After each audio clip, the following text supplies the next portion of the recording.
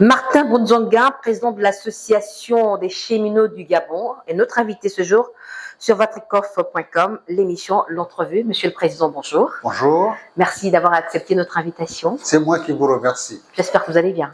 Je pense que ça va, merci. Alors, l'association dont vous êtes le président a vu le jour récemment. Alors, pourquoi maintenant et quels sont les objectifs de ce mouvement associatif? C'est une organisation qui a été créée depuis 2023. Nous avons eu le récépissé provisoire en 2024. Et pourquoi est-ce que nous avons créé cette organisation? Pour deux objectifs principaux.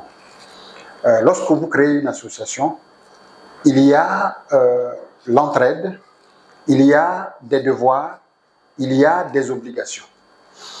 Nous avons des revendications, nous avons des problèmes particuliers parce que nous avons travaillé au chemin de fer. Il y en a qui y travaillent encore et comme toute organisation, il y a toujours des problèmes.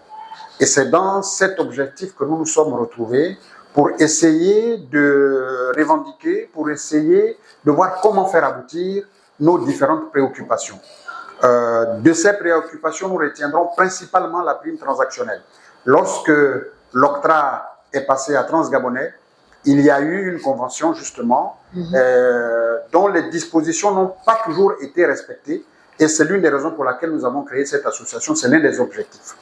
L'autre objectif qui est extrêmement important, c'est la préservation de notre patrimoine ferroviaire. Parce que nous ne pouvons pas comprendre qu'il y a de l'expertise locale, mais que l'on préfère de temps en temps aller prendre des gens à l'extérieur, nos amis, nos frères, pour venir alors que nous avons une expérience locale qu'il faut valoriser. Je disais que le moins jeune a au moins 20 ans d'expérience. Wow. Et c'est une expérience dans tous les domaines, dans tous les corps de métier du chemin de fer. De l'exploitation, de la signalisation, de la traction, de l'entretien de l'envoi, de l'ensoleillement. Les Gabonais savent le faire. Nous pensons aujourd'hui qu'il n'est plus nécessaire d'aller chercher la main-d'œuvre à l'extérieur, alors que nous avons ici au Gabon plus de 600 à 700 retraités.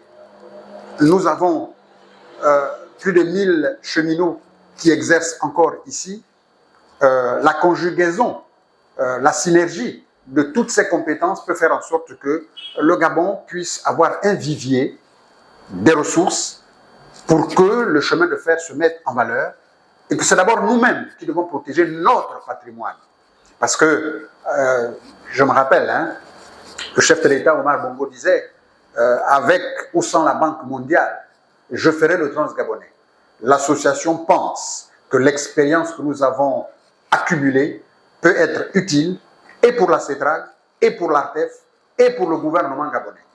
Vous savez, dans un avenir assez proche, le gouvernement gabonais va construire le chemin de fer Belinga-Mayumba. Nous pensons que nous allons être associés, ou du moins ce qu'on nous appellera pour apporter notre expertise, parce que nous avons, dans tous les corps de métier pour la construction de chemin de fer, nous avons la ressource. Et nous voulons la mettre au service de la nation. Monsieur Bondzonga, l'expertise, vous l'avez bien dit, et la préservation du patrimoine ferroviaire est l'une de vos missions, sinon oui, un de vos objectifs. On voudrait un petit peu comprendre le phénomène qui se passe actuellement au niveau du chemin de fer. Comment expliquer ces déraillements permanents des trains? Écoutez, il y avait, à un moment donné, une organisation. Je vous prendrai un exemple, j'allais dire terre à terre. L'ensoleillement du chemin de fer. Aujourd'hui, lorsque vous donnez l'ensoleillement du chemin de fer à nos amis venus d'ailleurs, ce sont des amis qui viennent avec leur machine à débrousser, ils viennent, ils débroussent, c'est tout. Or, donc pour débrousser ou sinon pour l'ensoleillement du chemin de fer, pour l'ensoleillement, venir d'expertise extérieure? Il y a pas obligatoirement l'expertise extérieure, mais on ne prend pas des cheminots. On prend n'importe qui, des saracolés qui débroussent et qui viennent, qui n'ont rien à voir avec le chemin de fer. Ça, la conséquence, quelqu'un comme ça qui vient débrousser, il débrousse, il s'en va. Payé à la tâche. Bien sûr. Or, si c'était un cheminot, lorsqu'il débrousse, il sait que là, il y a un problème sur la voie, il va signaler. Il y a eu un déraillement. On était passé débrousser, je pense, 1 ou 2 semaines avant, mais les gens qui ont débroussé n'avaient pas vu qu'il y avait un rail cassé. Si bien qu'une semaine après, lorsque le train est passé, mais il y a eu déraillement. Or, si c'était un cheminot, si c'était un agent d'entretien voie, s'il y avait un chef de district, s'il y avait des chefs de brigade qui passaient par là, ils auraient signalé. Voyez-vous, c'est un exemple terre à terre que j'ai eu à prendre. Vous avez au niveau de l'ARTEF, qui a la mission de contrôle de ce qui se passe sur la voie ferrée. Si au niveau de l'ARTEF, vous n'avez pas des gens expérimentés, vous n'avez pas des anciens cheminots, vous n'avez pas des cheminots qui connaissent le métier du chemin de fer, comment est-ce que vous allez aller faire le contrôle sur la voie ferrée? Vous n'avez pas d'expérience. Ce n'est pas de leur faute. Ils n'ont pas la ressource nécessaire pour assumer les missions de contrôle. Voyez-vous? C'est beaucoup plus une question de copinage que d'expertise. Histoire de copinage, je n'irai pas jusque-là. Ce que nous disons, c'est qu'il y a des cheminots qui sont en activité, il y a des cheminots qui ne travaillent plus, qui peuvent apporter. Et dans le cadre de la sous-traitance, et dans le cadre des missions de contrôle, parce que durant leur vie, ils n'ont fait que ça. Mais ces gens-là sont assis chez eux, dans leur maison. Voilà une expertise qui ne sert à rien. C'est pour ça que nous nous sommes organisés, pour que nous puissions mettre cette expertise au service de la nation, au service de la CETRAG, au service de la TEF, au service du gouvernement. Parce que c'est de cela dont il est question. Vous avez des gens qui ont une expertise, même sur le plan, par exemple, de la commande des locomotives et autres. Mais nous avons des ingénieurs qui ont été formés dans les mêmes écoles que ces gens-là venus d'ailleurs. Mais en tant que Gabonais, ils seront capables de vous dire, telle machine est capable de travailler sur notre chemin de fer. On peut l'exploiter sur notre chemin de fer. Question de compatibilité. Une question de compatibilité. Par rapport à ces gens-là qui n'ont jamais eu à travailler sur notre sol, sur notre chemin de fer, qui nous amènent des machines dont il faut chercher à adapter. Il y a des problèmes comme ça aujourd'hui au chemin de fer. Et nous, ce que nous pensons, c'est que ce n'est pas de la critique. L'association des cheminots du Gabon se met en place pour apporter l'expertise à tous les niveaux pour permettre la préservation de notre patrimoine ferroviaire. C'est ce que nous chantons depuis le début de la création de cette organisation. D'accord. L'association des cheminots du Gabon a vu le jour, c'est vrai, avec une expertise dont les experts, pour la plupart, sont déjà à la retraite, qui estiment qu'ils peuvent mettre leur expertise, permettez que je me répète, à la disposition du gouvernement, des sociétés en charge de ce domaine-là. Mais c'est une expertise qui va être payante. Oui, naturellement. À côté de l'association, nous avons créé un cadre juridique. C'est-à-dire nous avons créé une société des métiers du chemin de fer du Gabon. D'accord. Donc nous avons une entreprise créée, nous avons une fiche circuit, une entreprise montée normalement, qui va aller dans le cadre de la sous-traitance. Que ce soit dans le cadre de la formation, que ce soit dans le cadre de l'ingénierie, que ce soit dans le cadre des études, que ce soit dans le cadre de l'exploitation même du chemin de fer. Nous avons aujourd'hui de la ressource dans cette société que nous avons déjà mis en place. Et lorsque nous aurons des contrats, nous allons apporter justement l'expertise pour accompagner la CETRAG. Parce que c'est de cela dont il est question. Nous sommes prêts à mettre à disposition de l'ARTEF de la ressource pour permettre justement à l'organe de régulation de bien mener les missions de contrôle. Parce que si vous voulez aller savoir pourquoi il y a eu tel accident, si vous voulez savoir est-ce que tel train s'est bien formé ou pas, est-ce que la signalisation respecte les normes, parce que il y a un cadre réglementaire qu'il faut respecter, est-ce que vous avez la ressource nécessaire pour faire en sorte que toutes ces choses se mettent en place pour la préservation justement de notre outil ferroviaire. C'est de cela dont il est question lorsque nous avons eu à créer cette société et nous allons nous répandre dans bientôt pour rencontrer une fois de plus toutes ces autorités, leur dire nous sommes là, nous n'avons simplement besoin que d'être utilisés naturellement. Lorsque vous faites des prestations, il faut s'attendre à une rémunération. Dans tous les cas, M. Martin Bunzanga, vous êtes disposé à travailler avec l'État, vous avez l'expertise, mais à l'heure actuelle, vu que la 5e République a démarré, un nouveau ministre est entré en fonction, ministre des Transports, j'entends. Est-ce que vous pouvez dire avec exactitude, ministre des Transports, le problème du chemin de fer gabonais, proposer des solutions concrètes? Aujourd'hui, j'avais une idée sur le linéaire exact de notre chemin de fer, donc de quel état, où est-ce qu'on peut trouver quel incident par rapport à quelle situation du chemin de fer? Il y a un dossier qui est déjà monté. Après votre émission, justement, je m'en vais au cabinet du ministre pour échanger avec lui et pour lui apporter des propositions concrètes. Non seulement lui montrer les papiers juridiques de l'association, également de l'entreprise, mais également des solutions pour les problèmes qui se posent au chemin de fer, quel que soit le corps de métier. Le ministre les aura aujourd'hui sur sa table. Il lui appartiendra d'inviter le bureau de l'association qui se fera le plaisir de répondre à cette invitation et d'organiser au besoin une réunion technique pour que nous puissions lui donner beaucoup plus d'explications de façon à ce qu'il puisse avoir les leviers pour pouvoir discuter avec qui de droit et se mettre en action pour que les choses marchent pour le mieux, non seulement pour notre pays, mais également et surtout pour l'outil ferroviaire que nous défendons, parce que c'est notre patrimoine. Et je vous ai dit, c'est l'une des raisons principales pour laquelle nous avons créé cette association, parce que nous sommes des patriotes, nous sommes au Gabon. Et le chemin de fer gabonais, c'est notre outil. Monsieur Martin Bonzanga, je suis en train de voir vos paroles, c'est intéressant. Je rappelle juste aux internautes que vous êtes sur vatrikov.com, l'émission d'entrevue, et Martin Bonzanga, président de l'Association des cheminots du Gabon, est notre invité. Monsieur Martin Bonzanga, faisons une projection, on va se le permettre, d'ici à 5 ans, par exemple, avec la Nouvelle République. On vous souhaite que votre projet aboutisse et soit accompagné par les autorités compétentes.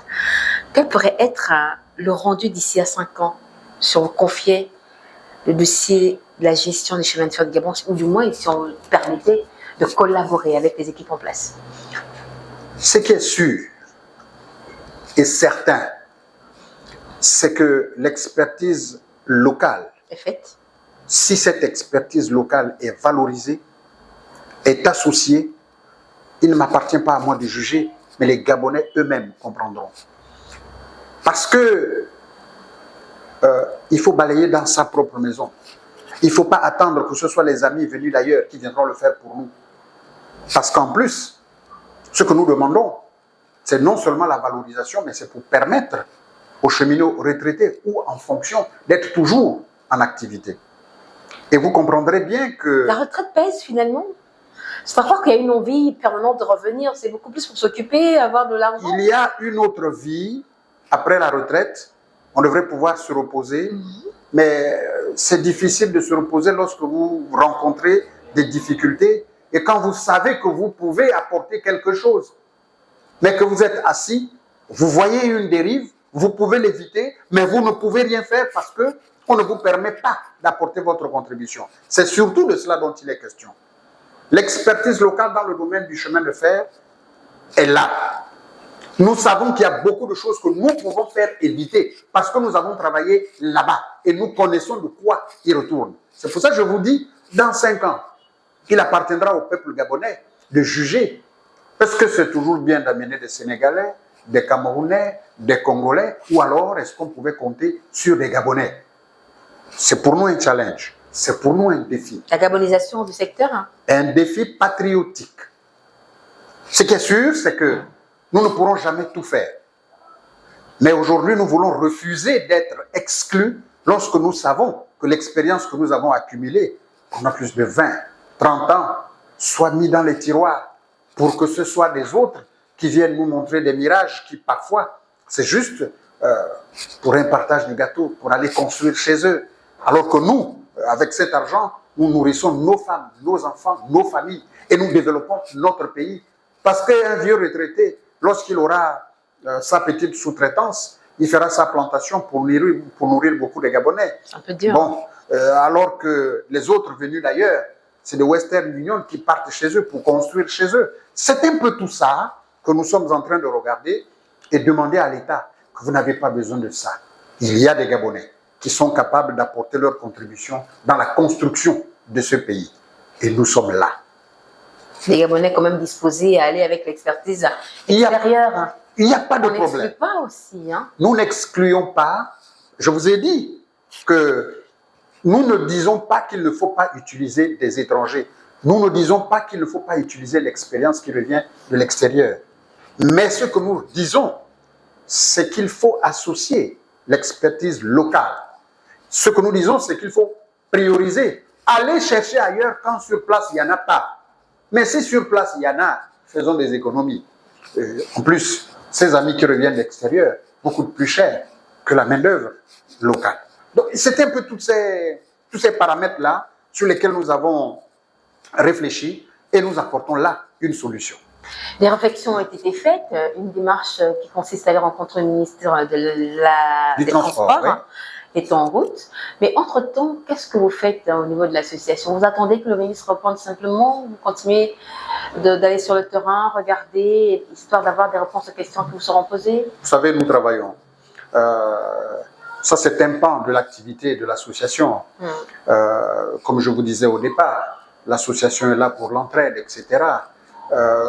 Il y a par exemple, sur le cadre purement social au niveau de l'association, nous avons souscrit à une police d'assurance, l'assurance complémentaire santé, l'assurance décès, parce que vous avez beaucoup de cheminots qui aujourd'hui, par manque de moyens, ont d'énormes difficultés.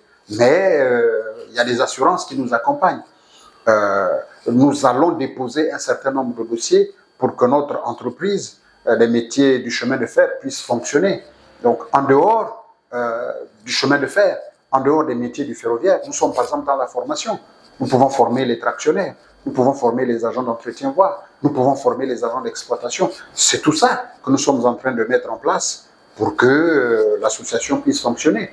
Naturellement, il y a des cotisations, on assiste les uns et les autres lorsqu'il y a des problèmes. C'est un peu tout ça, le fonctionnement normal d'une association. Et comme je vous ai dit au départ, nous avons un gros problème, la prime transactionnelle, où nous avons notre conseil qui nous accompagne et nous espérons simplement que tous ces dossiers vont aboutir parce que les cheminots attendent également que leurs revendications puissent être satisfaites. Donc voilà un peu, de manière ramassée, l'organisation que nous sommes en train de mettre en place. Donc nous n'attendons pas simplement la réponse du ministre, mais c'est une association qui fonctionne normalement. Monsieur Mundanga, finalement, nous avons fait le tour de votre association. Peut-être conclure. J'invite les cheminots à être disponibles. De ce point de vue, je ne suis pas trop inquiet. Par contre, je souhaiterais que le gouvernement ait une oreille très attentive à ce que nous sommes en train de faire. Voilà des Gabonais qui s'organisent pour la préservation d'un outil patriotique qu'est le chemin de fer. Voilà des Gabonais, le moins âgé a peut-être 20 ans d'expérience. Nous pouvons apporter notre contribution pour éviter peut-être certaines choses négatives au niveau du chemin de fer parce que nous avons vécu, nous avons cette expérience, nous pouvons apporter notre modeste contribution. Que ce soit la CETRAG, que ce soit l'ARTEF, que ce soit le gouvernement, les plus hautes autorités du pays, nous nous mettons simplement à la disposition de l'État pour que demain, nous soyons associés à la construction du nouveau Gabon par l'entremise de notre patrimoine ferroviaire qu'est le chemin de fer du Gabon. Et c'est l'essence même de la création de notre organisation.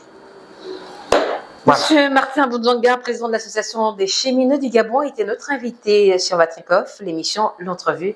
En tout cas, pour un retraité, monsieur Mundanga, vous avez fière allure. Merci d'avoir été des nôtres. Merci beaucoup, madame.